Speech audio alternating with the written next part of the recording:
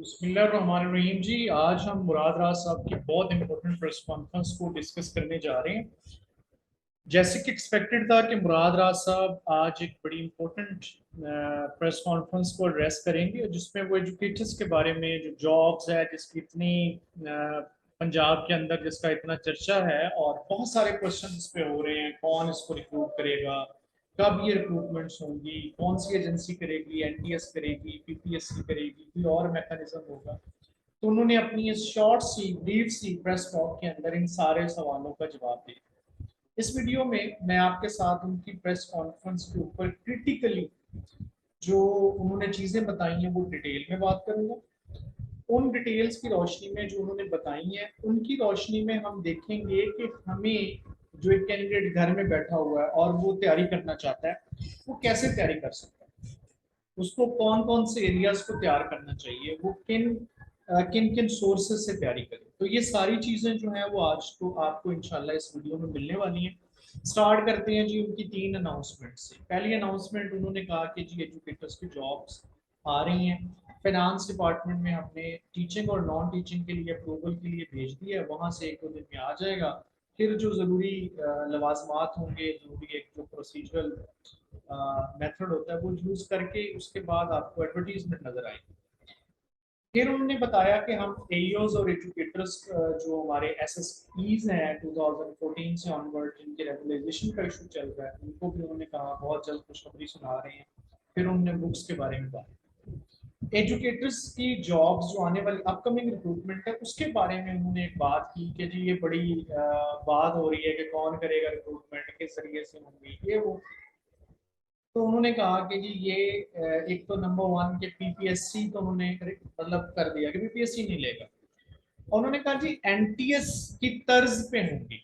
अब ये नहीं उन्होंने स्पेसिफिकली कहा कि एनटीएस लेगा, शायद वो ट्वीट में इसको मजीद एक्सप्लेन कर दें, लेकिन अभी उन्होंने कहा कि एनटीएस तर्ज पे होंगी, तो वो एनटीएस भी हो सकता है। एनटीएस तर्ज की दूसरी जो प्राइवेट हमारे पास रिक्रूटमेंट एजेंसीज हैं वो भी हो सकती हैं, उनसे भी टेस्ट हो सकता है, पीटीएस वगैरह। अब ये बात क्लियर हो गई। अब तामल रखें कि पीपीएससी तो नहीं है। क्यों? और ये पहले भी मैंने पिछली वीडियोस में भी कहा कि जैसे वो 90 डेज का कह रहे हैं, पीपीएससी इतनी बड़ी रिक्रूटमेंट जो है वो 90 डेज में इतने बड़े पैमाने पे नहीं कर सकती। अब कैसे होगी, मतलब अब इसके ऊपर है कि इससे इसका वे फॉरवर्ड क्या है, इससे अब तैयारी कैसे की जाए। देखें कि दो तरह के एजुकेटर्स होते हैं, ठीक है। पंजाब, आप अगर हम इसके ऊपर बात करें कि एजुकेटर्स के नेचर के ऊपर, देखें दो तरह के आपको एजुकेटर्स मिलते हैं, साइंस के अंदर एंड आर्ट्स, ठीक है। इनकी नेक्स्ट कैटेगरीज हैं। फिर ईएससी होता है जो प्राइमरी में होता है, एससीएससी होता है जो एलिमेंट्री में होता है, एनएसएससी होता है। अभी मैं एसएससी को, मतलब मेरे जहन में नहीं है कि एसएससी अभी वो आ जाए, अभी आ जाए, मुझे मुझे लगता नहीं है। मुझे लगता है कि ये 15 तक आएंगी, क्योंकि शायद एसएससी के लिए वो, क्योंकि उन्होंने कहा कि 3 फेजेस में होगी, इतनी बड़ी रिक्रूटमेंट है, 3 फेजेस में होगी, कुछ अभी आएंगी कुछ फिर आएंगी, तो शायद एसएससी को वो पीपीएससी से लिंक कर दें मोस्ट प्रोबेबली। क्योंकि जो रिक्रूटमेंट पॉलिसी 2022 है ना, उसमें लिखा है कि रेगुलर अपॉइंटमेंट जो होंगी ना 16 एंड अबव वो पीपीएससी करेगा। अब ये जो अपॉइंटमेंट्स आती हैं ये बेसिकली कॉन्ट्रैक्ट होती हैं, लिखा होता है likely to be permanent on the basis of satisfactory performance. तो इस ये एक बात का क्वेश्चन है। अब ये इसी तरह ये तीनों आर्ट्स में होते हैं। अब पहले एक एक करके इनकी बात कर लेते हैं। साइंस को पहले हम कर लेते हैं आर्ट्स की बात। देखिए आर्ट्स के अंदर आपका कोई भी सब्जेक्ट है, ठीक है। आप प्राइमरी के लिए बेसिकली जब आप तैयार करते हैं, एलिमेंट्री के लिए आपका कोई भी सब्जेक्ट है, आप जनरल नॉलेज को स्ट्रॉन्ग कर लें, अपने सब्जेक्ट के कोर एरियाज के साथ मिला। अब आपके जितने भी सब्जेक्ट हैं वो जनरल नॉलेज में उनका कोर एरिया मिल रहा है, ऑलमोस्ट मिल रहा होता है, वो तकरीबन वही एरियाज जो है वो यहाँ पर भी रिपीट हो रहे होते हैं। इंग्लिश वाले खास तौर पे जब कैटेगरी एक होती है S C S C English की, ठीक है, और इसी तरह S S C English, S C S C Urdu है, S C S C Arabic है, फाइन आर्ट्स है, तो ये फिजिकल एजुकेशन है। ये जो लोग हैं ना, ये जनरल नॉलेज प्लस अपना सब्जेक्ट इसको जो है वो स्ट्रॉन्ग कर, सब्जेक्ट के ऊपर ये हम फिर बाद में बात करते हैं कि सब्जेक्ट को कैसे स्ट्रॉन्ग किया जाए। अगर कोई प्राइमरी के लिए अप्लाई कर रहा है और आर्ट्स की कैटेगरी में अप्लाई कर रहा है तो वो जनरल नॉलेज को स्ट्रॉन्ग करे अपने को। जनरल नॉलेज के जो की एरियाज हैं वो कौन कौन से हैं? Number one, world geography. दुनिया की कौन सी झील कहाँ पे है, कौन सा दरिया, कौन सा समंदर, कौन सी स्ट्रेट, कौन सा सहरा, दुनिया का सबसे बड़ा ब्रज, सब ये सारी चीजें जो है इसमें।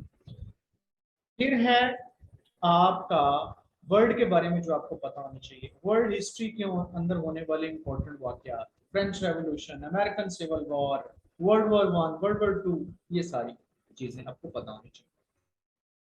इसकी फिर डिटेल जो एक आउटलाइन है वो मैं शेयर करूंगा, इस चैनल पे भी करूंगा, फेसबुक पेज पे भी करूंगा, एस्पिरेंट्स के नाम से, एस्पिरेंट्स इंस्टीट्यूट, ये मैं लिख भी देता हूँ यहाँ पे, ये इस नाम से हमारा फेसबुक के ऊपर जो है वो पेज है, इंस्टीट्यूट। और इसी तरह एस्पिरेंट्स के नाम से हमारा यूट्यूब चैनल है, अगर ना मिले तो साथ में शफीक ये स्पेलिंग लिख के जो है वो डोगरी लिख के साथ सर्च कर लीजिएगा, आपको मिल जाएगा। तो वर्ल्ड जियोग्राफी, फिर वर्ल्ड सिस्टम है, ठीक है, दुनिया की ऑर्गेनाइजेशंस, अवार्ड्स, दुनिया की इंपॉर्टेंट पर्सनैलिटीज, ये जो सारा सिस्टम है इसको मैं कहता हूँ वर्ल्ड सिस्टम, ठीक है। ये तीन चीजें वर्ल्ड के बारे में पता होनी चाहिए। फिर पाकिस्तान के बारे में, पाकिस्तान की जियोग्राफी, पाकिस्तान की हिस्ट्री और पाकिस्तान का सिस्टम, इदारे कैसे काम करते हैं, कौन सा इदारा कहाँ पे है, किसका हेडक्वार्टर कहाँ पे है, कब बना था, ये जो सारी फॉर्मेशन है, सूबे कितने हैं, डिस्ट्रिक्ट कितने हैं, कौन सा डिस्ट्रिक्ट सबसे बड़ा है, कौन सा डिवीजन सबसे बड़ा है, ये सारी फॉर्मेशन जो है वो आपकी पाकिस्तान में आ जाएगी। फिर इसके साथ मैं लिख देता हूँ जी आपको इस्लामियात, इस्लामियात में आपके ऊपर आ गया जी एक हिस्ट्री आ गई इस्लामियात की।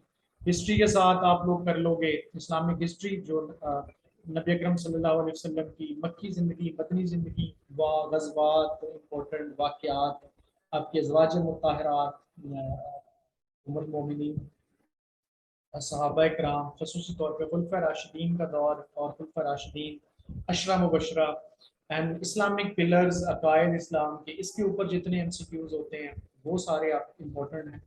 फिर करंट अफेयर्स जो हैं वो कर कीजिएगा, करंट अफेयर्स को आप पाकिस्तान और वर्ल्ड में तकसीम कर लें। दुनिया के आखिरी 2 सालों में 2021 2022 के अंदर होने वाले वाक़यात, उनको आपको पता होना चाहिए। देन उसके बाद आपका, आप चले जाएं उर्दू के ऊपर, उर्दू की बेसिक्स, ठीक है, तमाम इम्पोर्टेंट शोरा जो आपके सिलेबस में शामिल हैं, मैट्रिक के, इंटर के, इसके साथ पोएट्स के साथ नॉवलिस्ट, पहला किसका आया था इदारे का शुमारा, पहला किताब कौन सी थी, पहला नॉवल कौन सा था, पाकिस्तान के करंटली जो इम्पोर्टेंट लोग हैं, फिगर्स हैं वो।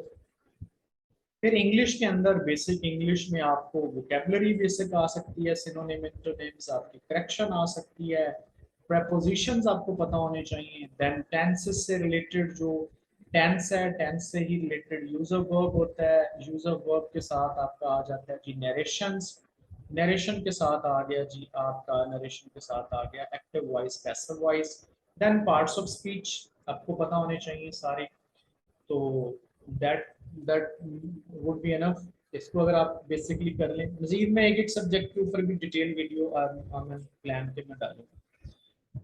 अच्छा, उसके बाद हम मैथ, जनरल मैथ, 8वीं तक की जनरल मैथ आप कीजिएगा जनाब। इसमें आपको रेशो आना चाहिए, प्रॉफिट लॉस आना चाहिए, जो प्रोपोर्शंस होते हैं वो आने चाहिए आपको, रियल नंबर्स आने चाहिए, फिर आपकी बेसिक बॉड मास जैसे कवानीन, बेसिक ज्योमेट्री, बेसिक अलजेब्रा, उसकी जो 8वीं तक की, 8 तक का जो पीटीबी का सिलेबस है वो आपको पता होना चाहिए दैट। इसी तरह जनरल साइंस, जनरल साइंस के अंदर आपका, जनरल साइंस के अंदर आपके क्या आ जाती हैं जी, inventions and discoveries, important measurement के यूनिट्स, मेजरमेंट के टूल्स, टेम्परेचर को किस चीज से मेजर करते हैं, करंट को किस चीज से मेजर करते हैं, एमीमीटर किस चीज के लिए यूज होता है, इलेक्ट्रोमीटर किस चीज के लिए यूज होता है, ये बेसिक विटामिन्स, डिजीजेस और विटामिन डिजीजेस एंड आपकी ह्यूमन बॉडी के ऑर्गन्स, ह्यूमन बॉडी के बारे में बेसिक फिजियोलॉजी आपको पता होनी चाहिए, इंपॉर्टेंट मुस्लिम साइंटिस्ट का पता होना चाहिए, इंपॉर्टेंट साइंटिस्ट का पता होना चाहिए, साइंस के अंदर मिलने वाले नोबेल प्राइजेस का आपको पता होना चाहिए।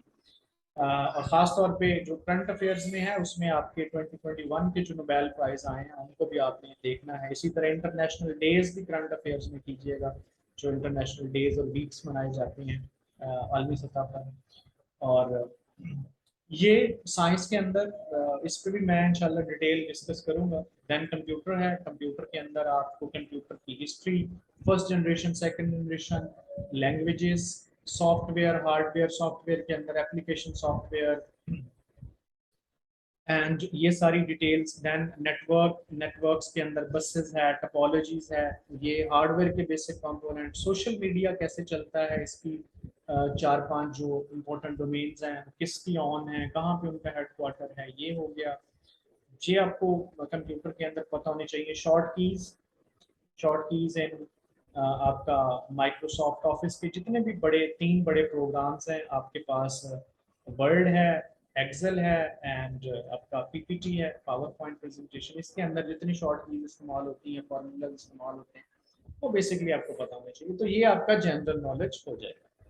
अब जनरल नॉलेज के साथ अगर हम इसको मैं ड्रॉ कर क्लियर करता हूँ। अब अगर हम बात कर लें आपके साइंस के, तो साइंस के स्टूडेंट्स को मैं तकसीम करूंगा 2 हिस्सों में। नंबर 1 आपके बायो केमिस्ट्री वाला ग्रुप और दूसरे नंबर पे आपका आ गया जी मैथ फिजिक्स वाला ग्रुप। अब जो बायो केमिस्ट्री वाला ग्रुप है ये क्या करेगा, ये बॉटनी, जूलॉजी, केमिस्ट्री को बेसिक एरियाज को सारों को कवर करेगा। चाहे उसने बॉटनी में किया उसको केमिस्ट्री आने चाहिए, अगर उसने केमिस्ट्री में किया उसको बॉटनी जूलॉजी का पता होना चाहिए। इसी तरह मैथ वाले को फिजिक्स का, फिजिक्स वाले को मैथ का पता होना चाहिए। अगर ये नहीं पता है तो वो अपने आप को डिफिकल्टी में डाल रहा है। खास तौर पे ये जो SC/SC का सिलेबस होगा ये शायद मुमकिन है कि ये चारों सब्जेक्ट के ऊपर भी घूम सकता है। और जो SSE का सिलेबस होगा वो तो लाजमी तौर पे SSEs अब हमारे पास 2 ही हैं। एक SC/SC साइंस है, SSE साइंस है जिसको हम बायोकेमिस्ट्री का टीचर बोलते हैं, और एक है SSE मैथ फिजिक्स जिसको हम बोलते हैं मैथ फिजिक्स का टीचर बोलते हैं। तो ये इससे दोनों चीजें एक्सपेक्ट की जा रही हैं। अब ये कहाँ से किया जाए, मैंने पहली वीडियोस में भी चैनल के ऊपर डाला है कि यार इसको सिंपली ये करें आप, इसके ऊपर आप कुछ भी ना करें, आप अपने इंटरमीडिएट के पास पेपर्स उठाएं, ठीक है, उनको आप उसके अंदर से शॉर्ट क्वेश्चंस के नोट्स बनाएं डिटेल्ड, और एमसीक्यूज के। एमसीक्यूज जो है वो एक स्टेम जो दिया हुआ है वो 5 कॉन्सेप्ट बताता है। एक तो यहाँ पे जो सवाल है वो आपका एक कॉन्सेप्ट हो गया, option A, option B, option C, option D, ये भी कॉन्सेप्ट्स हैं, इनके ऊपर भी ग्रिप बनाई। ये ठीक क्यों है जवाब आपको पता होना चाहिए, ये गलत क्यों है आपको पता होना चाहिए, ये क्यों गलत है आपको पता होना चाहिए, ये क्यों गलत आपको पता होना चाहिए। अगर इस तरीके से तैयारी करोगे, मैं लिख के देता हूँ कि यू आर क्वालिफाइड। ये कर लें, नोट्स बनाएं अपने इस तरह से। सारे बोर्ड्स के जितने पंजाब के अंदर बोर्ड्स हैं, इवन AJK के बोर्ड को भी शामिल कर लें आप, फेडरल को कर लो, इसके ऊपर जितने पास पेपर्स हैं उनके ऊपर नोट्स बनाएं, प्रैक्टिस करें, डिस्कशन करें, कॉन्सेप्ट्स क्लियर करें, अपने MCQs को बार बार प्रैक्टिस करने की कोशिश करें, तो इंशाल्लाह ताला कोई रीजन नहीं कि आपका हो जाए। इसको मजीद क्लियरिटी के लिए आप जो शॉर्ट क्वेश्चंस हैं उसको करें, उसको अच्छे तरीके से डिफाइन करें। और ये वो चीजें हैं जो कि एग्जामिनर्स ने बनाई हुई हैं, जो कि सब्जेक्ट स्पेशलिस्ट होते हैं, जो बोर्ड के अंदर पेपर सेट करते हैं। इससे आगे जाना चाहते हैं तो आप कोई भी अच्छी इंपॉर्टेंट किताब जो इंटरमीडिएट लेवल पे इस्तेमाल होती है, लाइक स्कॉलर सीरीज एक इस्तेमाल होती है, कॉलेज सीरीज एक इस्तेमाल होती है, इस तरह किप्स की भी किताबें हैं अच्छी MCQs की, तो वो आप उनको तैयार कर लें, उनमें से MCQs तैयार करें तो आपका हो जाएगा। देन आप लास्ट मेरी बात वो ये है कि भाई मेहनत करोगे तो होगा। घर बैठे बिठाए अगर कहोगे कि ये NDS में ऐसे जाके अपेयर हो जाएंगे, मेरे बड़े नंबर है, नहीं होगा, लिख के ले लो, नहीं होगा, बड़ा कंपटीशन होने वाला है, बहुत कंपटीशन होने वाला है। बार बार हमें जो मैसेज रिसीव होते हैं कि जी सर हमें एकेडमी ज्वाइन करनी चाहिए कि नहीं करनी चाहिए, कौन सी करनी चाहिए, मैं कहता हूँ कि जी अगर आप खुद से नहीं पढ़ सकते और आपको लगता है कि यार मैं अफोर्ड कर सकता हूँ तो जरूर करें। ये कभी नहीं कहूंगा कि आप एकेडमी के बगैर जो है वो पास ही नहीं हो सकते, आप नहीं कर सकते, आप कर सकते हैं एकेडमी का, अगर आपको पता है अपनी स्ट्रेंथ एंड वीकनेसेस का। लेकिन अगर आप ओवर कॉन्फिडेंस का शिकार है, आप कहते हैं मेरा बहुत अच्छा CGPA है, मैं तो जी कर गुजरूंगा, तो आप बगैर मेहनत के नहीं होगा, प्रैक्टिस आपको करनी पड़ेगी। तो प्रैक्टिस करें, चैनल को फॉलो करें। मैं इस तरह की और भी वीडियोस इंशाल्लाह बनाता रहूंगा, इसको दूसरों के साथ सबका जारिया समझते हुए शेयर भी करें। और ये पूरे प्रोसेस के अंदर हम आपके साथ वीडियोस बनाएंगे। हमारा इसी पेज के ऊपर एक व्हाट्सएप नंबर है, अगर हमारे ग्रुप्स को ज्वाइन करना चाहें। हमारी भी ऑनलाइन क्लासेस मौजूद हैं, वो भी शुरू हैं 1 सितंबर से। उनको भी आप यूज़ करना चाहें, उनको अटेंड करना चाहें, यू आर ऑलवेज वेलकम। बड़ी उसमें हमने बहुत माकूल से चार्जेस रखे हैं, जो कि सिर्फ ऐसे है कि जो लोग आके टाइम दें आपको। ज़ाहिर है कि एक बंदा जो टाइम दे रहा है, जो टीचर टाइम दे रहा है, उसको कुछ ना कुछ जो है वो हक बनता है। लेकिन एक्सप्लोइटेशन वाला काम नहीं रखा कि फीसेस के नाम पे हम ऐसे स्टूडेंट्स को जो बेरोजगार हैं, समझ सकते हैं, उनको एक्सप्लॉइट करें, ऐसा कोई सीन नहीं है। बाकी wish you all the best. Channel के साथ कनेक्ट रहिएगा, दुआओं में याद रखिएगा। और जिन चीज़ों के ऊपर आप वीडियोस बनवाना चाहते हैं हमें कमेंट में करें, आप तक हमारे कमेंट्स पहुंचते रहते हैं, तो वो हम इंशाल्लाह ज़रूर अपलोड करेंगे उसके ऊपर, चैनल के ऊपर। और इसके ऊपर मैं डिटेल वीडियो जीके के हर सेक्शन पर, हर डिटेल, क्या आपने इंग्लिश में क्या करना है, साइंस में क्या करना है, मैथ में क्या करना है, पूरी आउटलाइन आपसे शेयर की जाएगी। Stay connected. Thank you so much. अल्लाह हाफिज़।